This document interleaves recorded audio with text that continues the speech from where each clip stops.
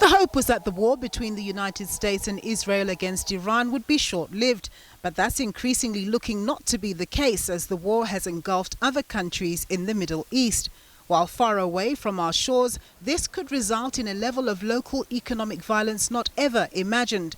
Independent economist Elise Kruger says it's just a matter of time before the oil price hits $100 a barrel, and with the weaker rand exchange rate, this is likely to translate at the fuel pumps. Currently, if you look at the latest daily under recovery at our pumps, so, and I think that data is actually for Thursday, and since Thursday, oil price actually increased even further.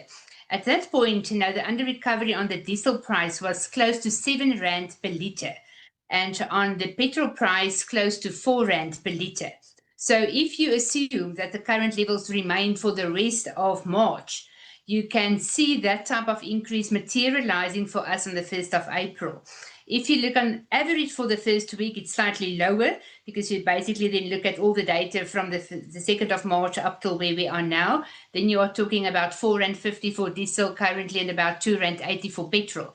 It's still a huge increase, but the extent of what it could look like to me is quite scary, because I think it will, if this materializes, be the biggest ever 1 month change for us in petrol and diesel prices. Kruger estimates that the oil price shock will result in consumer price inflation jumping to over 4% in the month of March, coming from 3.5% recorded for January. We still await February's official CPI data.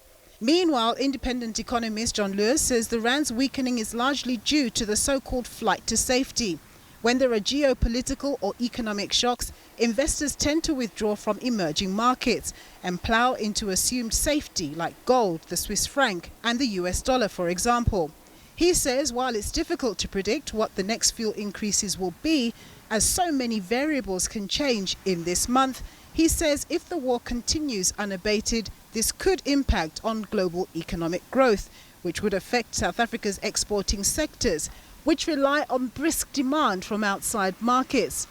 And in the worst-case scenario, monetary policy could trend in the opposite direction. If inflation goes up far enough, the Reserve Bank can start hiking interest rates. I think it's far too early to start talking about that, but that is the risk. And then the credit-sensitive or credit-dependent demand, say on vehicles, for instance, vehicle demand, that's normally highly sensitive to interest rate hiking, and residential property demand, for instance, as well as durable consumer goods in general, that can take a significant slowdown. The oil price shock impact on fuel prices will also coincide with South Africans having to pay the higher fuel taxes announced in the February budget, which kick in April.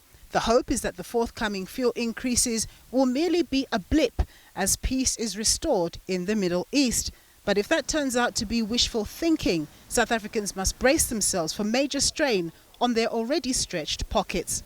Nompumelelo Siziba, SABC News, Johannesburg.